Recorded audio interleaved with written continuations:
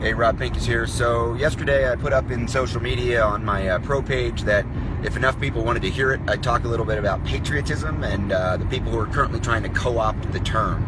You know, in the last week I've been told, or it's been insinuated, that I'm not a patriot because I don't support the actions of a few rowdy guys that tried to take over some federal property out in Oregon and got arrested, and one unfortunately drove himself to getting killed after stating that he wasn't going to be taken alive and he'd rather be dead than in a cell.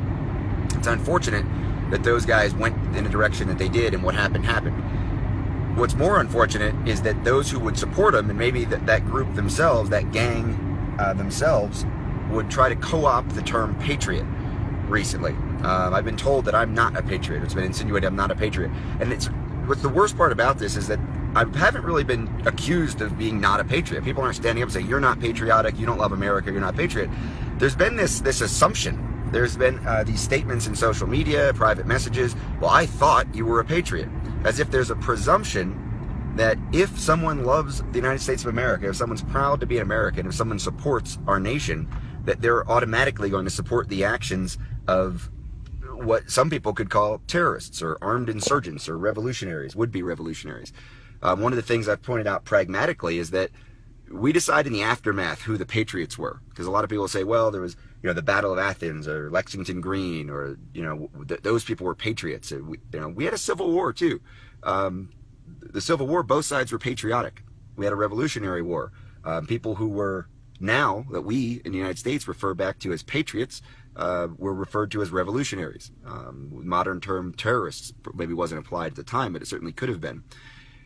As a nation, we stood up together and formed a country. People talk a lot about the Constitution this week, and constitutionalists, and do I believe in the Constitution, the Oath Keepers issue. And officially, the Oath Keepers have not been part of this group that they're trying to co-opt the term patriot. I think that's important to note. There's been a lot of, I think, confusion about the role that organization plays as opposed to lowercase o, Oath Keepers. I raised my hand over 20 years ago as part of the United States military and swore an oath to the Constitution. I've done it a handful of times for a couple of different law enforcement agencies between now and then. I've got an American flag tattooed on my leg. The idea of me not being patriotic or not believing in the Constitution, kind of ridiculous. But that doesn't mean that I'm ready to take up arms against our government. People talk about the Constitution and as if there are no other laws in the country. There are a lot of other laws in the country. Probably way too many other laws and rules and regulations in the country. But the laws and the way we live and the way our nation governs itself doesn't end at the Constitution. And as has been pointed out many times, the Constitution is a quote-unquote living document. And I'm not just talking about judicial review and ruling from the bench and legislating from the bench in a court system, although that is part of our system. I'm also talking about the idea that we've had some dumb amendments. We've had some bad stuff in the Constitution, things that have gone away, things that have been repealed. The interpretation overwhelmingly at the federal level, people obviously watching this channel and worried about this would-be patriot movement are probably very into the Second Amendment, as am I. Federal court system, the judicial review process has been overwhelmingly generous and beneficial to the right to keep and bear arms over the last 20 years. We've seen, even Washington, D.C., California, Illinois, states ordered to change the way they deal with concealed carry. The Second Amendment right backed up as an individual right over and over and over again. And I get that we could have a different Supreme Court and that could change, but that's the process. People talk about the Constitution. I'm a big fan of the preamble. We, the people. Not us and them, the people. We. We are a nation. And there are different creeds and beliefs and religions. And to be truly patriotic, I think you have to accept that. You have to accept that not everybody's going to feel the way you do. Not everybody's going to believe what you believe. Not everybody's going to express their love for the country in the same way. We, the people. It's important. The preamble. Go back and read that. People want to cherry pick the Constitution sometimes. If I was going to cherry pick it, I would definitely cherry pick the preamble. The idea that we're looking for a more perfect union. Not perfect. It's not going to be perfect. There's no perfect. It's more perfect. It's never going to be perfect for you. It's not going to be perfect for me. It's not going to be perfect for that other guy. But it's more perfect. Ensure domestic tranquility.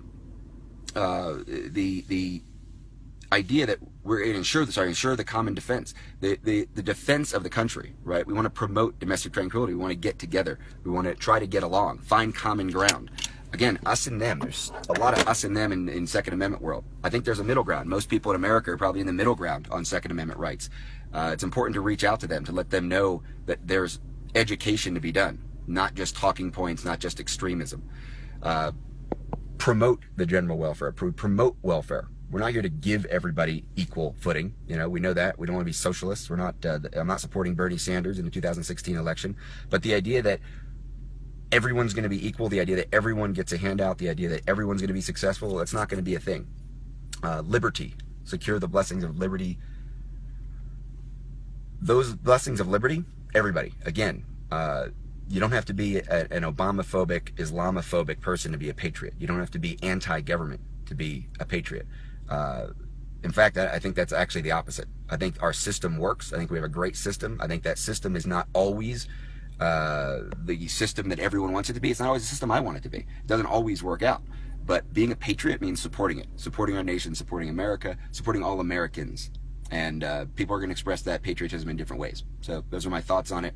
And have a good day.